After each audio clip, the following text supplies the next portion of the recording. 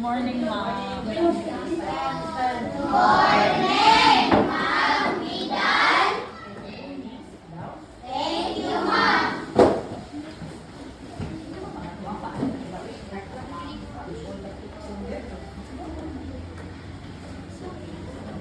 Good morning, class. Good morning, Ma'am Buzon. How are you all today? We are fine. How about you? Okay, let's not sit first because we're going to have an energizer. So let's going to have a song now.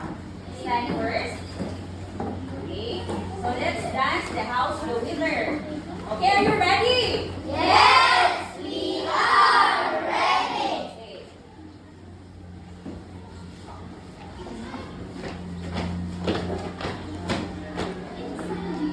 It's sunny, house weather is sunny.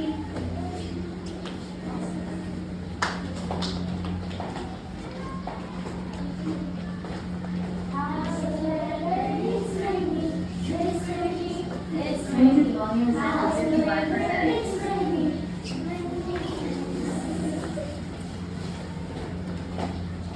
Music volume set to 61%. House weather is sunny, it's sunny, it's sunny.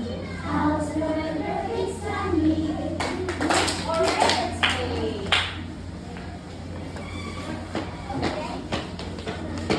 Okay, before you sit, can you pick up the trashes under your chairs and arrange your chairs properly so that you may now take your seats.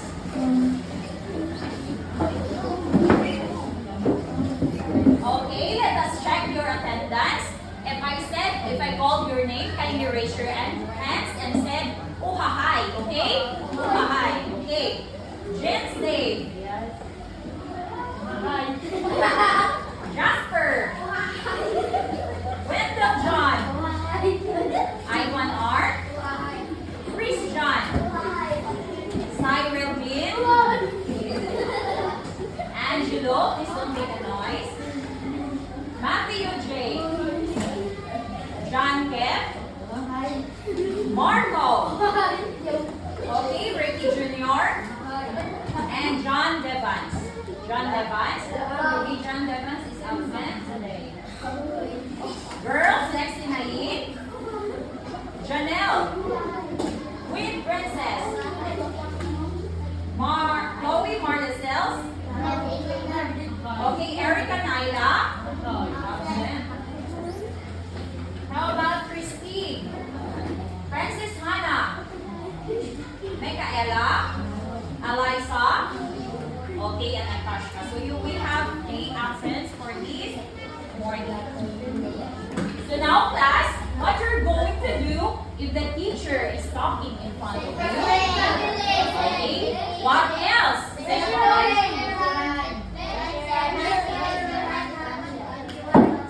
Okay, very good. How about when you do your group task? Group task. When you do your group task, yes, participate and work cooperatively. So these are the classroom rules here. So I want you all to remember our classroom rules when we are in the classroom. So can you read it, class? Participate actively. Listen carefully. Work cooperatively. Avoid talking. Sit properly. Okay, can I expect this from you, class? Yes. Okay, thank you. So now, last week, we discussed about what is sun. So again, what is sun? Okay, if you want to answer, raise your hand. Okay, Jasper, what is sun? Okay, very good answer, Jasper. So I have here a ribbon. So this ribbon, after the class, you can get your rewards after our class, okay? Okay, clap your hands for Jasper. Okay, what are the inner layer of the sun? The inner layer of the sun, Wendell. Or Inner. zone. Okay, very good. So the inner layer of the sun are the 4 radiative zone and the convective zone. How about the outer layer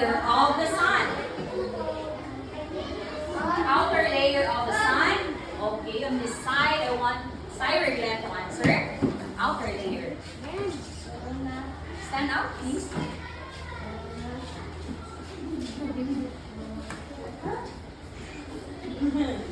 And okay, very good. So the corona, chromosphere, and the photosphere. So now, class, why is it important to study about sun? You can give me an answer. Why is it important to study about sun? Why do we need to study about the sun, Micaela? Okay, because it gives us heat, food, and light. What else? Why is it important to study about the sun? I wanted another answer. Yes, Evan Art. Okay, very good answer. If there's no sun, we don't have a light. So what ways can you protect yourselves from the sun? What are the ways you can protect yourselves from the sun? I want an answer here from Hannah. Yes, we need to wear jacket. What else?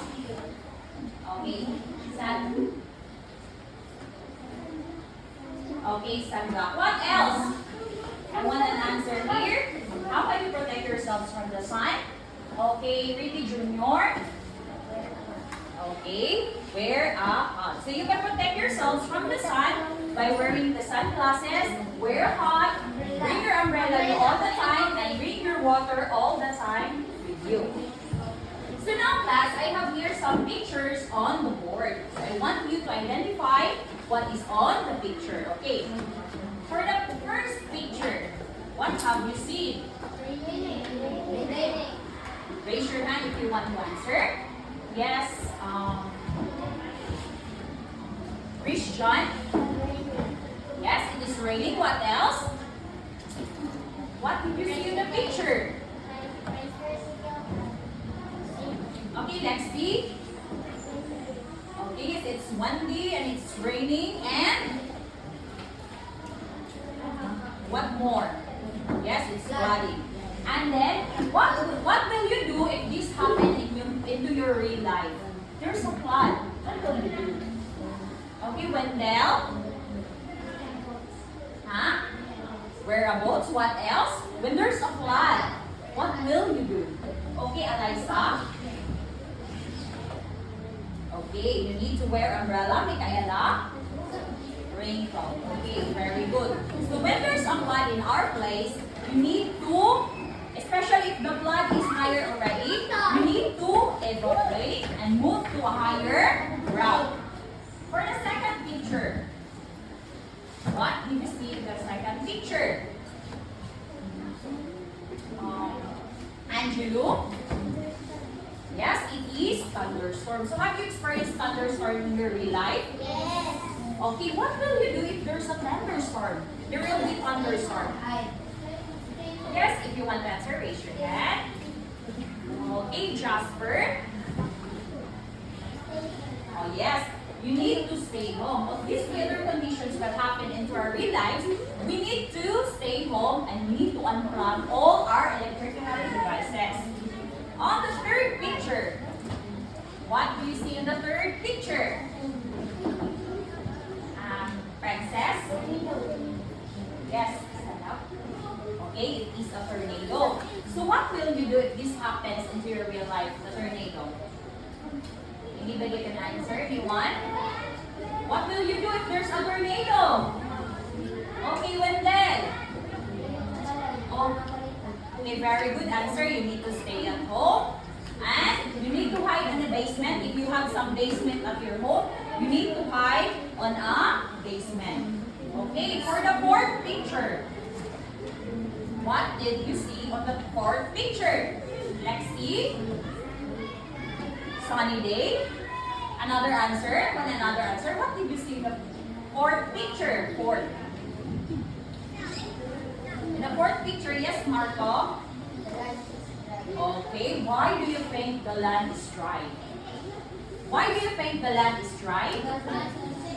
Yes, because too much heat and there's no rain, there's no water. So this weather condition in the fourth picture, it is called a heat waves or the drought. So when this happens into our real life, we just need to bring your water all the time with you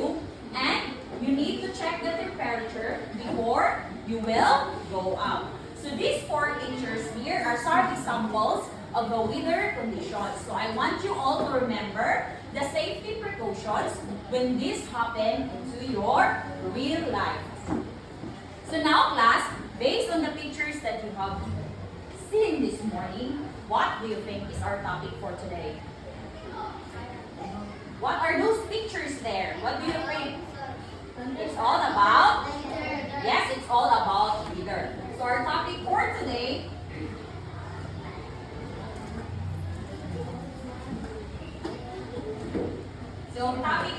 is all about describing or extreme weather conditions. So I want you all to read our objectives.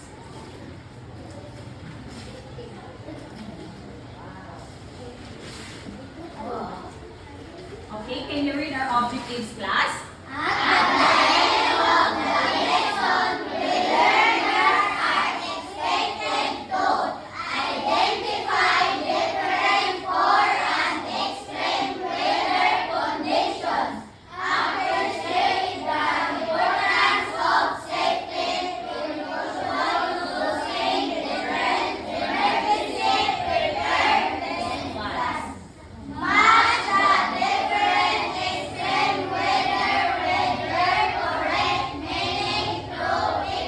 Okay, these are objectives clear? Okay, but before that, we're going to read first the rubrics here. So I will base your group task on these rubrics. So can you read our criteria, class?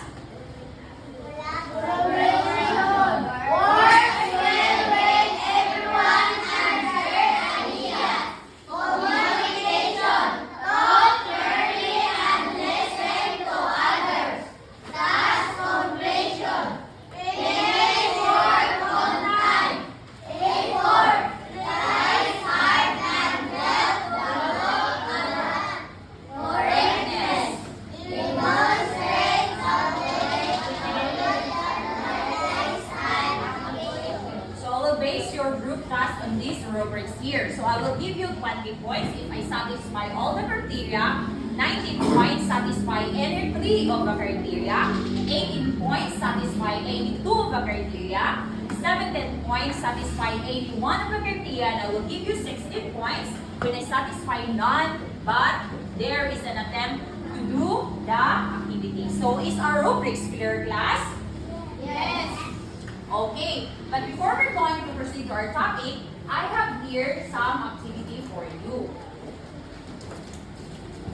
All you have to do is to select a word inside the box and put here on this block. So, can you read the direction? Select a word inside the box and fill in the blank to complete the sentence. Okay, who wants to answer number 1? Hannah, come here. You select a word inside the box and paste it on the block.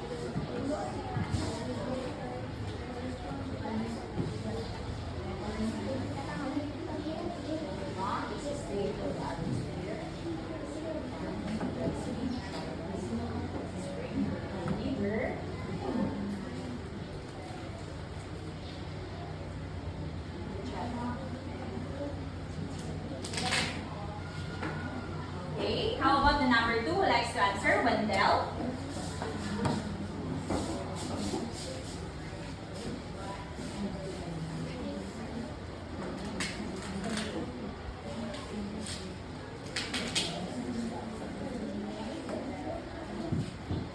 Okay, how about the number 3?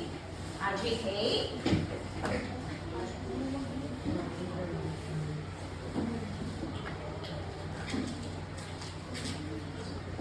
How about number 4? Christine?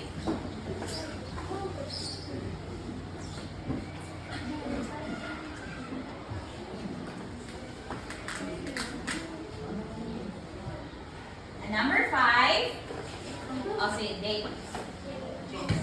Janice.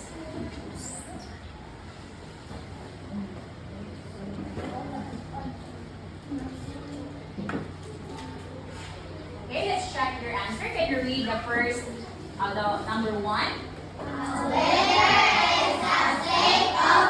Atmosphere of the place and time as regards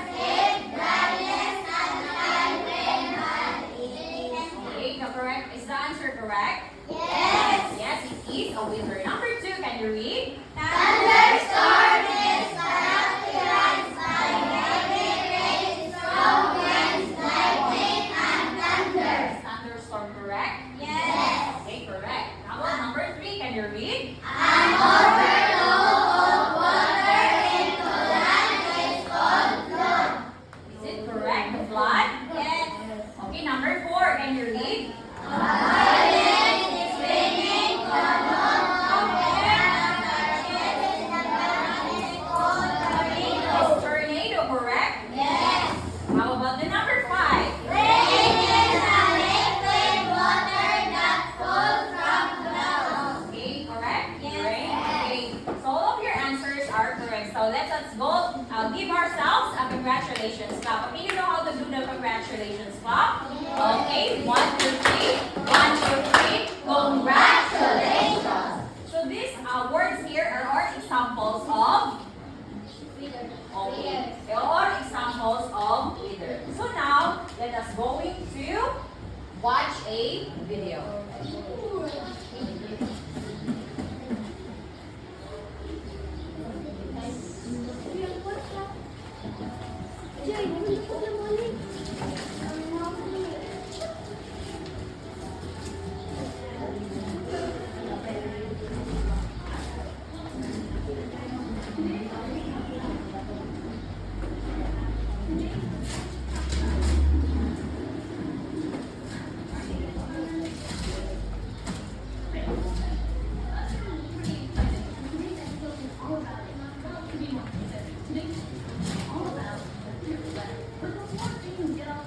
Music volume is set to 91%.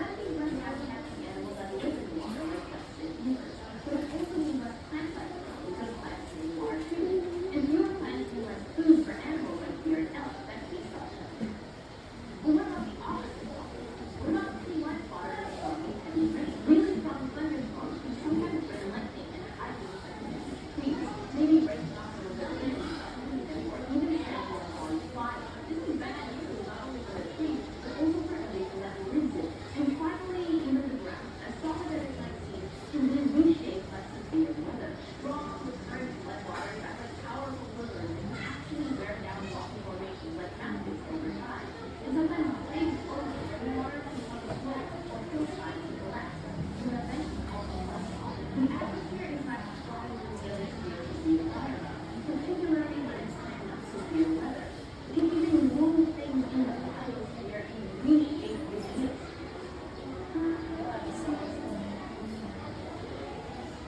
class. What is extreme weather? Extreme weather or the severe weather? Extreme weather. What is extreme weather? Do you know what is extreme weather? Have you seen in the video? What is extreme weather, Wendell? Yes, Wendell. Who can answer what is extreme or severe weather?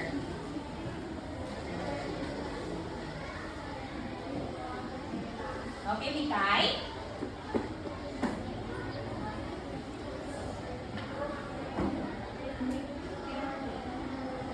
Okay, extreme weather is like the tornado, the typhoon, the floods, and the thunderstorm. So when you said extreme weather, it is a severe weather that can cause damage and cause of life. So if the weather is extreme, does it put people at rest?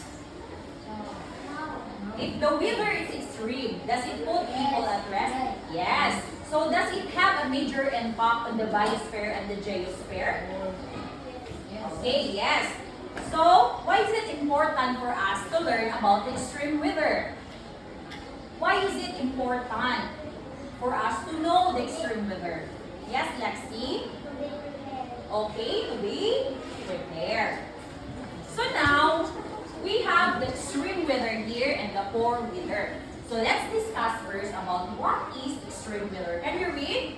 Conditions are severe and weather events that can cause significant destruction, damage, or danger to life and property. Okay, like what I said before, extreme weather are severe and unusual weather that can cause disruption, damage, or danger to life and property. So it is here. So we have here an examples of the severe conditions. Okay, can you read the first one? Typhoon is strong wind and heavy rainfall, often leading to flooding and destruction. Safety precautions. Evacuation procedures.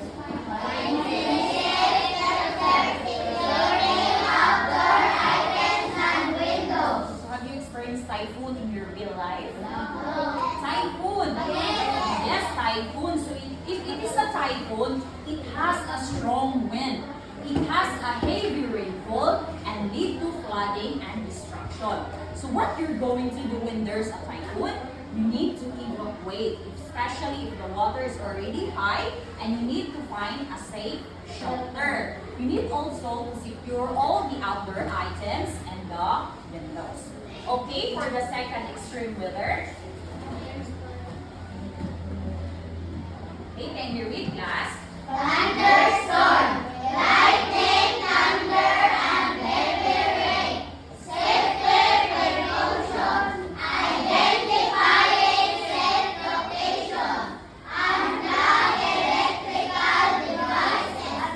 Avoid open fields. Have you experienced thunderstorm in your real life? Yes.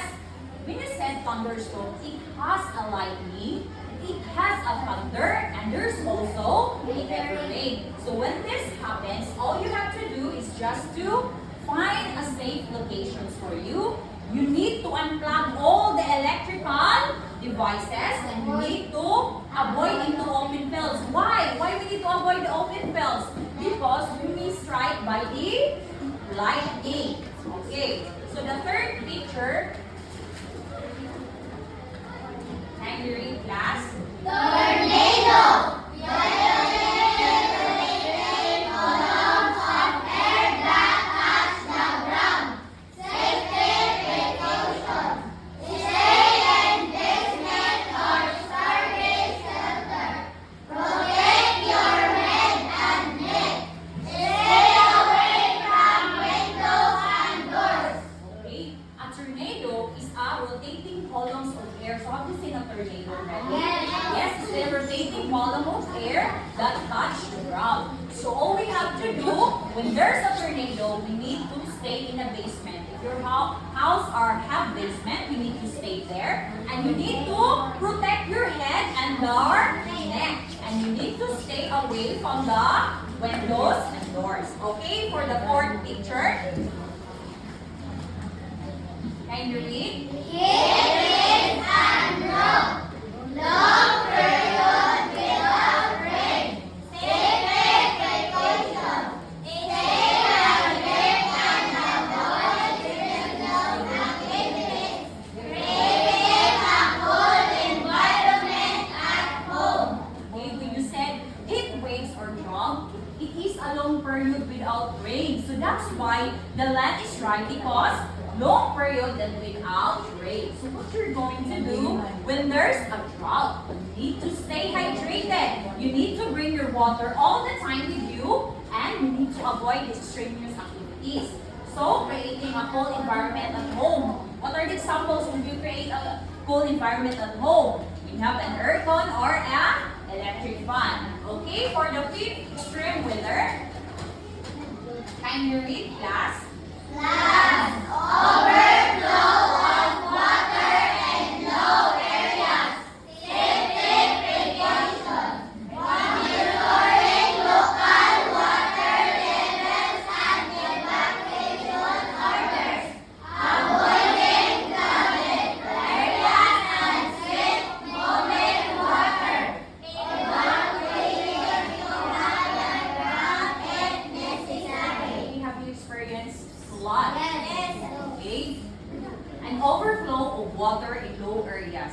So flood means overflow of water in low areas. So what you're going to do when there's a flood, you need to monitor the local water levels. Like in Andanan Bridge, ready? They always monitor the water levels.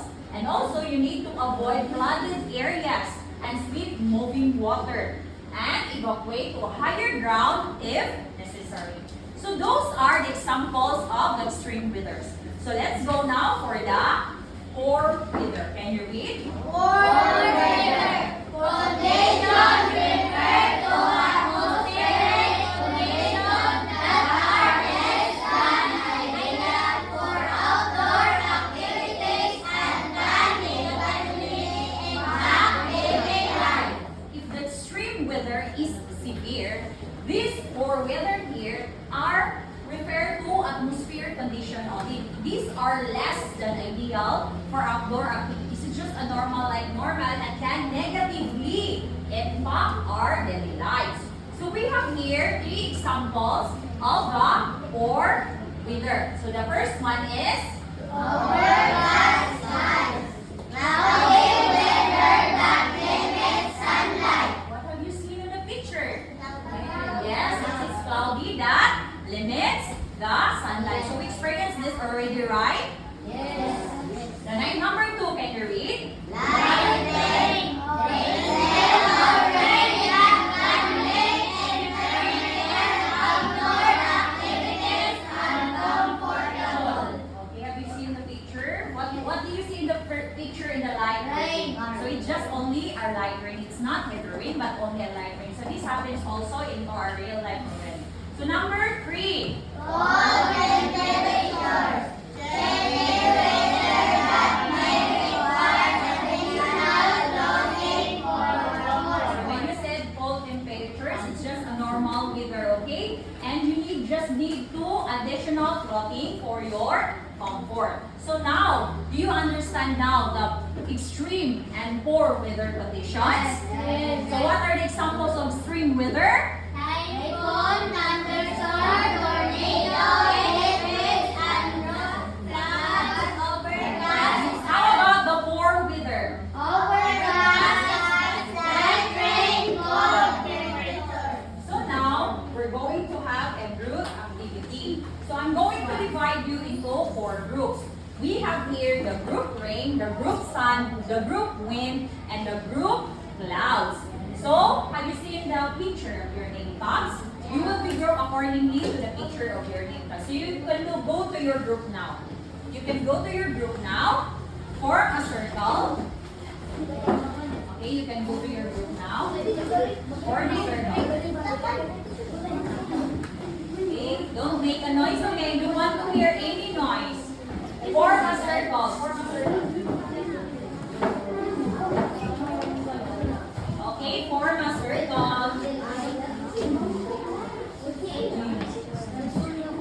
Form a circle.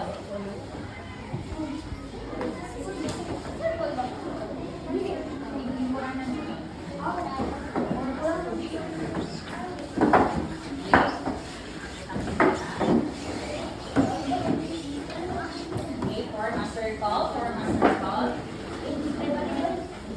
Form a circle. Form a circle and sit down. Sit down. Sit down. Okay.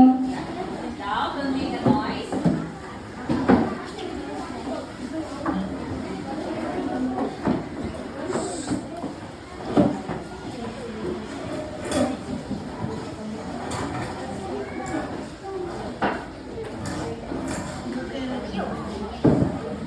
Okay. Sit down now. Sit down.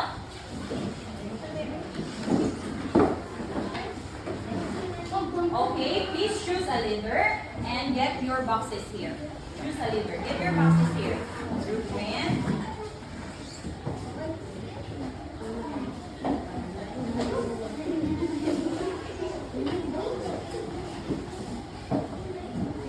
Okay, do not open the box yet until us let's go.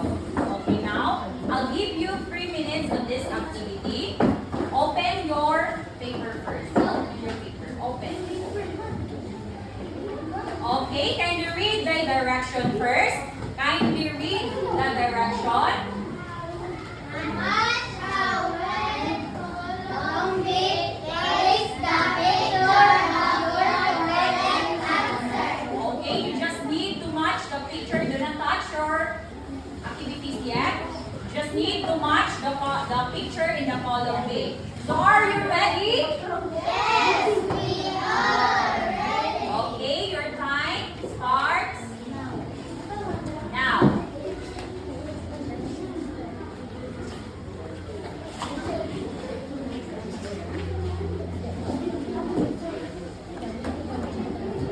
Don't make a noise.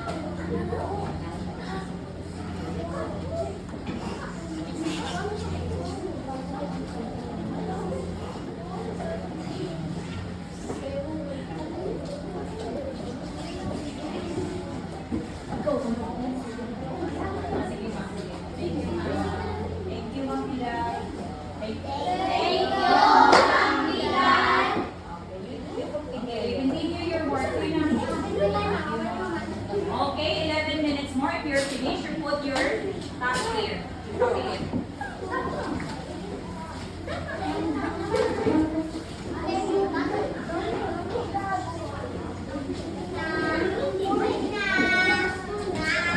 Copy it yung one na rin.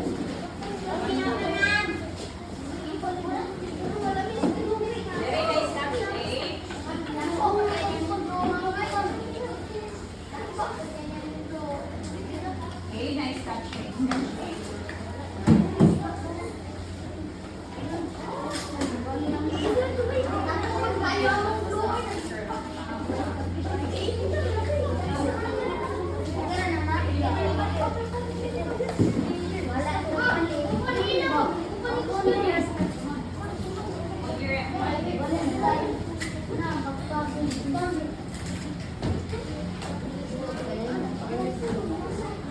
Okay, so group leaders, come here, group leaders.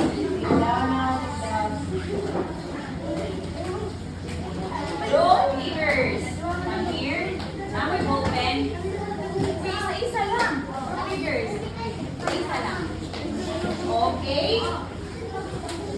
Group rate will be checking the group when. Ikaw mag-check kami tayo. Ikaw, Wendell, dito ka sa group. Ano? Brain. You will be checking the group here. You will be checking the group sun. Okay, let's check for the first picture. Lightning, thunder, and heavy rain. What's the correct answer? Okay, thunderstorm. The picture of thunderstorm. Number 2. Overflow of water in low areas of flood. Flood picture. Number 3. Long with period without rain. Drought.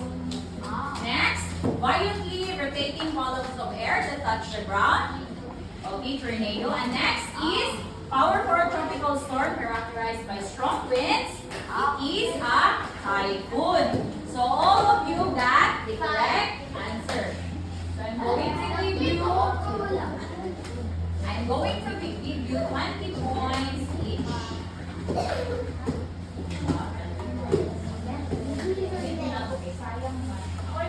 Sit down now.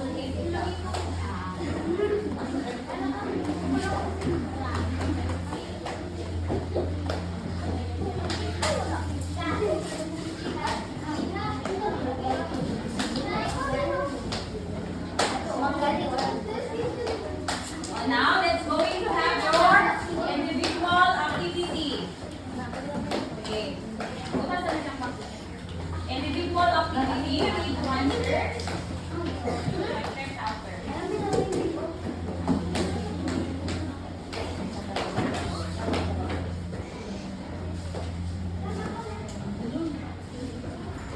Okay.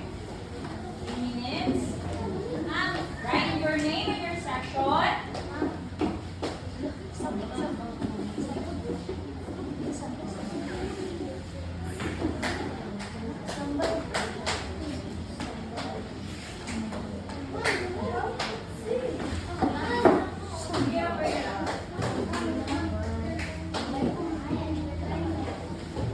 Okay.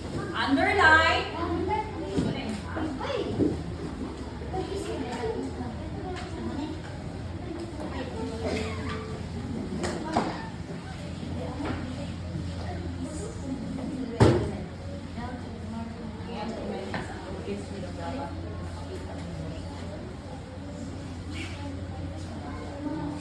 Box daw. Dili ka itabo siya sa dili. So, ubos na siya sa mga. Okay.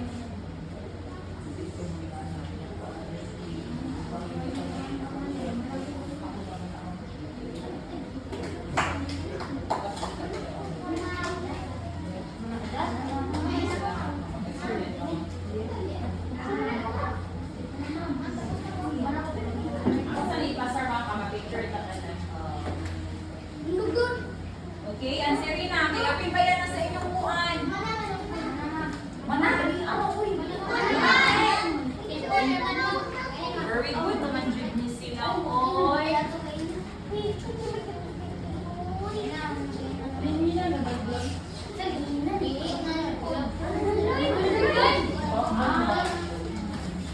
Oh, kinsa to matagaan ng buwan?